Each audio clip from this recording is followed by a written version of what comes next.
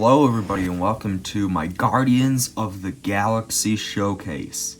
Now, this is technically a mix between both Volume 1 and Volume 2, as there are minor differences and such. Now, I haven't made Yondu, and I did not make Mantis.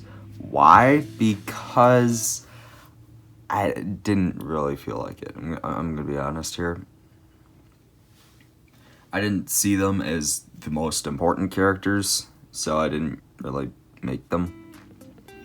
But if you guys do want me to make Yondu and Mantis, just let me know. Preferably Yondu more than Mantis, because Mantis is practically useless. But yeah, anyway, in this showcase video, I have Nebula, Drax, Star-Lord, Groot, Raccoon, and Gamora. So, let's get into it. Okay, so starting off with Star-Lord.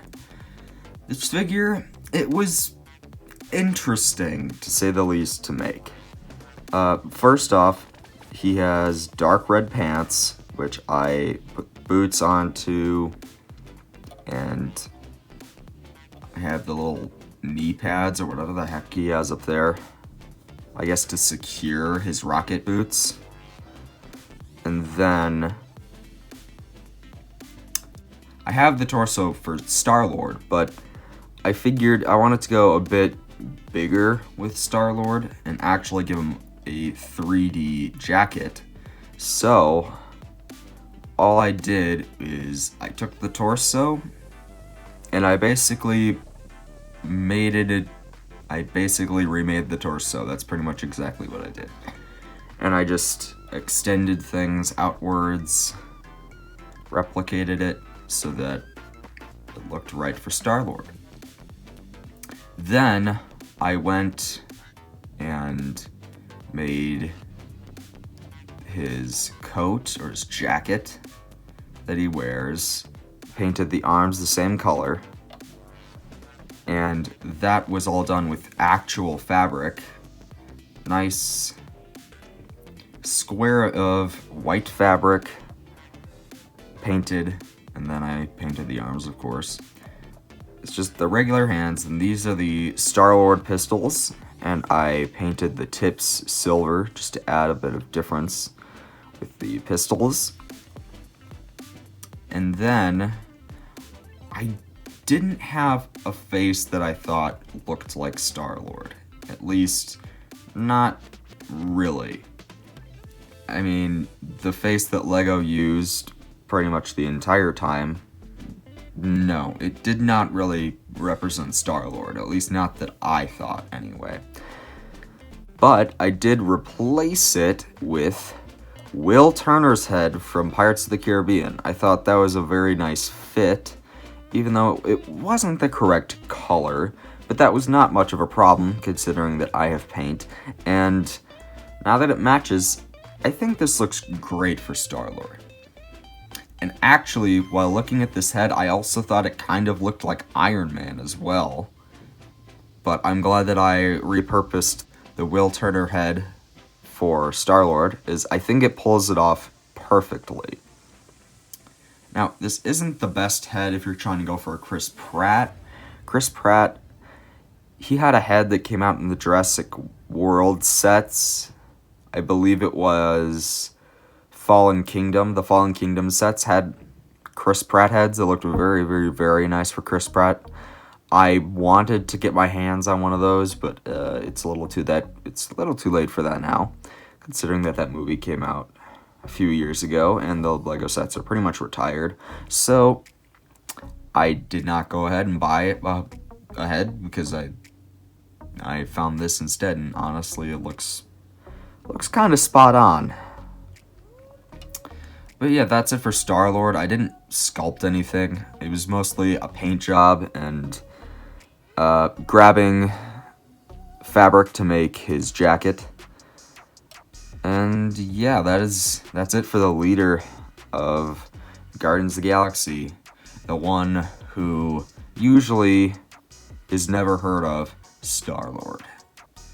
Moving on to the next character, we have Gamora. Now, I did a lot of things that I never actually thought I was going to do for Gamora, And that is, well, first off, this is actually her torso and her legs from, I believe, the Infinity War sets. And I painted black over the jacket parts because I knew that I was going to have an actual jacket going all the way around. So I just extended her shirt. I did pretty much nothing for the torso and the legs. I just cleaned them up a little bit. And then with the lime green hands. Now, her sword is very interesting. I actually took one of the regular katanas and I clipped down on this edge all the way to here. And I think that looks very nice for Gamora's sword there. And then the face, it's exactly the same from the Infinity War sets. Nothing changed there. Then the hair, I did a nice gradient on, and I think it looks great. I will say that I think I went a little overboard with the pink, because I don't actually think she has this much in her hair. But honestly, it still looks amazing. Same thing that I did for Star-Lord, just now it's a trench coat for the jacket. And yeah, that's pretty much it for Gamora. Again, mostly just a paint job. I guess all of these characters are mostly just a paint job. So, let's move on to the next character. Here is Nebula, or at least my version of Nebula. I pretty much made her from scratch except for the head. The head was actually a Nebula head from, I believe, the Endgame sets, if I remember correctly. So, let's just start off with the head. I made it a seamless transition, so now there's all of the detailing around the entire head and not just the front and the back. That was always something that annoyed me when it comes to Lego. They always did that and it was always really annoying to me, so I had to fix it. Just like with all of these Spider-Man minifigures. That's actually what I like to call this. Spider-Man syndrome. That's what I like to call it. But her torso, it's nothing too special. I just painted it with different shades of red, and then the silver boots, got some brown here and there, and that hand was a pain to find. It was a real pain to actually find that. And then painted silver for her arm. Same thing for the back. There's not too much on the back, mostly because of the fact that for some reason there's no good reference photos for anybody's back except for maybe Drax, because of the fact that he has all those tattoos. But her weapons, her swords, these were very interesting to make, actually. And this is actually now how I'm going to do all of my shortened swords. So I grabbed a regular katana, and because of the fact that it has a point, I put it into wire cutters, and it lined up in the exact place that I needed it to. So I just cut an invert line. So the regular sword would have a line going this way, but now it's going this way. Meaning that her blades are a lot curved. They're a lot more curved than they're supposed to be because of the fact that a katana curves backwards, but this one curves forwards, which is a little interesting. But now actually looking back at it, Nebula kind of had those anyway, so it kind of just worked in my favor. I just knew that she had swords, so I just went ahead and I made those. I didn't really look at it or anything, I just kind of went for it.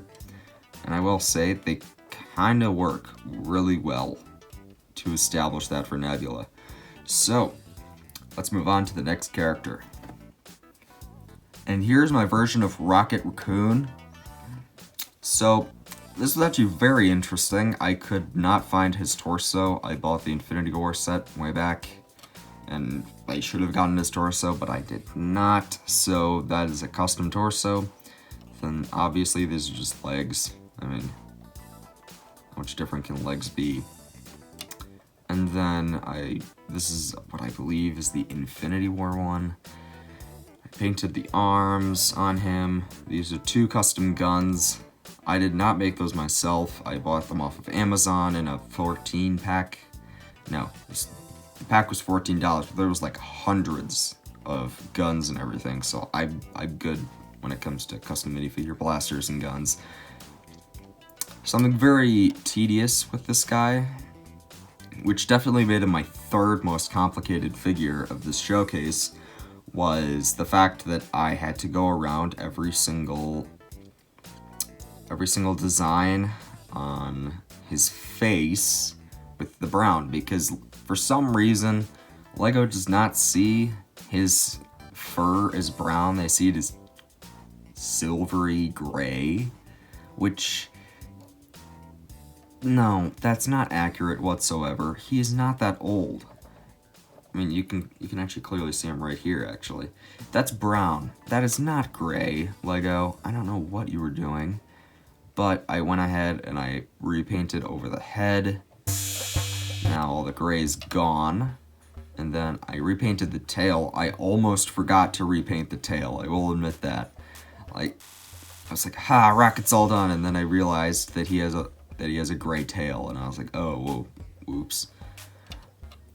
I gave him these 2 guns out of my collection just because I thought it kind of matched Rocket.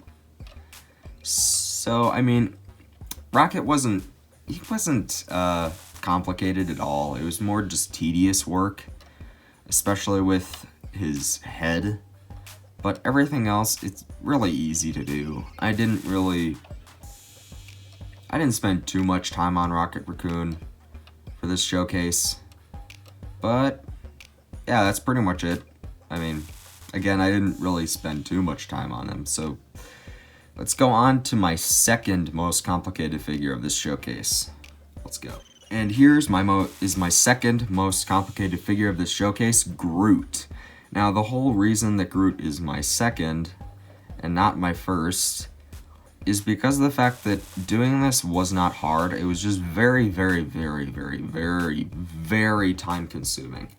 So, if I shine a bit of light, you can see that I took the pattern on the torso and I put it all over. It's on his legs, his arms, his hands, his head, everywhere. And I could have painted him a dark tan. I mean, that is more accurate, a dark tan. It's a lot more accurate, but I thought it would be a challenge to take LEGO's mistake and improve upon it. So, I kept him brown. I could have made him tan, but I kept him brown. If you guys want me to make a tan version, just let me know. I mean, it was a lot of work to actually go through this. So, I wanted to make sure with everything that I did this correctly. So I looked on the torso, which was really the only place that had any printing for Groot. They kind of just lazied their way through in Infinity War with Teenage Groot. So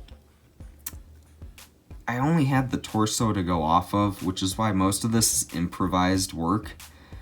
But I looked at the torso and I wanted to know what are those key elements from the torso. And I got to see there were leaves filling in some gaps there. And then there were the big wooden parts, and then they had little engravements on each of the wooden parts. So I took that design and I went around his entire body with it just to blend him in that much more. And then I blended it with the torso and everything. And honestly, it does not look bad whatsoever anymore. Which brings me to the next challenge, and that is his face. Now, if you can clearly see that this face is not Lego's face because of the fact that Lego didn't really have much of a face that was more like Groot. They literally just put a standard minifigure print on his face, which that is not okay. Especially since it is Groot. Like, he's clearly an alien. You can clearly tell his eyes are a lot more stretched. It isn't a regular human being expression. So I tried to accomplish that. I gave him yellow eyes, which I guess isn't really accurate, but I felt like it was necessary. And then I originally did his face, but I went over it a little bit because for some reason Groot has a bit of a stash going on right over his mouth. So I went ahead and I did that. And I think it really fixed up the head because I kind of just had nose slits and then I had my own little bar of a mouth. But then I went over it a little bit and it kind of blended it together a bit. And now Groot does not look as bad as he did before. There's a lot more detail packed into him, and I think it was, well, doing this, it was a very tedious process, but I think it was worth it. Especially since this figure does look a lot better than it did before. Now, on to my most complicated figure of this showcase, and my last one of this showcase. Drax the Destroyer. Here is Drax the Destroyer. Now, he was not easy to do whatsoever. So, first off, I needed to go around everything that I needed to keep. And that was a lot, actually. This is one of the old clone heads, because I don't actually have a Drax. I actually don't have one. So, when it came time for making this one, I kind of just had to look at the base of the original figure and go forward with that design. So this is one of the old angry clone heads that is no longer being used because they actually made an accurate one. Yeah, good job, Lego, only took you an entire decade. But we have his tattoos on his face and the back of his head. And then his tattoos all over his body, which that took me like 3 hours just to do. Especially since it is all over his body. Except for his hands because of the fact that I don't really see much on his hands anyway. But under these arms and under the chest and back and everything, I had to draw and do muscle.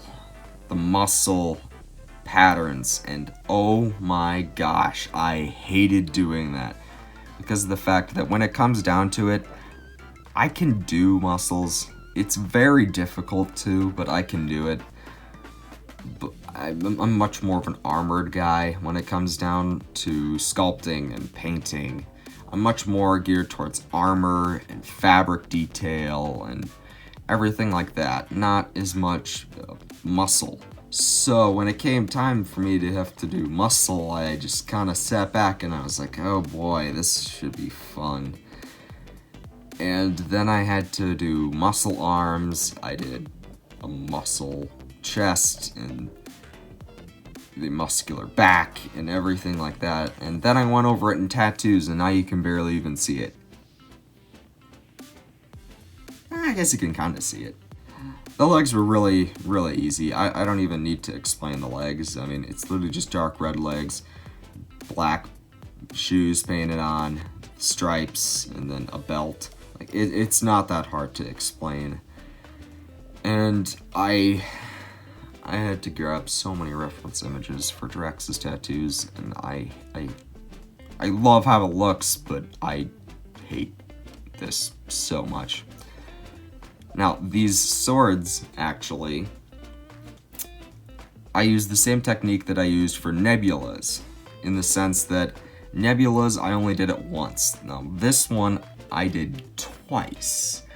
I took the original katana, put it into the wire cutter, then cut it, then I then I sanded it down, of course, to give a bit more of an edge, and then I put it back in, and I cut it down again, and now I have these little short swords, because I was looking at what Lego used, and they literally used knives. Now, I don't think that what he has is like a butter knife size. It's more of like a short sword. So I made a bit of a short sword here. And I mean, you can clearly see that it is not a knife whatsoever. This right here, this is the size of a knife. Now if I put this right there, you can see the difference. The short sword is about 2 times the size of that knife, which is exactly what it's supposed to be. You can see that is not a butter knife. A butter knife would go out to about maybe here. So he clearly does not have a knife because of the fact that it's a literal sword, but it's just not as long. So I went out of my way and I made these little swords. I also chopped off the back of these, you can tell, because it wasn't in scale with the rest of it. I mean, you had like a sword and then this ginormous way of holding it. It was like out to here, and I was like, okay, that looks a little strange, not gonna lie. So I chopped off the back and now it looks so much better. Oh my gosh. Yeah, Drax sucked to make.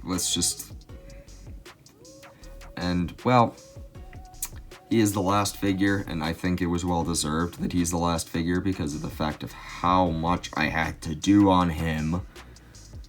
Was not complex at all, just took forever, and I honestly, I tried to get all the designs to the best of my ability, but even I can't even get his tattoos that he has that small. So I went with a generic design, but I couldn't even get all the tattoos on there. Like he has like an entire another section that'd be like right there of tattoos that I couldn't squeeze onto the front of the torso. So I kind of just had to work with what I had. And I mean, it looks good, but even then, Drax has so much detail, and this was honestly, this was the best that I could do with Drax. And even my best work that I could do with Drax wasn't enough to bring the entirety of his tattoos to Lego form, because of the fact that there isn't enough room on his torso for all those tattoos in this scale, at least. So let's end out the video. Okay, everybody, and that was it for this Guardians showcase. If you did enjoy, please like the video. These figures don't take 2 minutes to make, even though compared to other ones, they are a lot less effort. They still take a lot of concentration and time to make, so it would be greatly appreciated if you would hit that like button. And if you're new to the channel, please subscribe. We do a lot of content like this, and I will see you in the next video. Have a great day. Goodbye.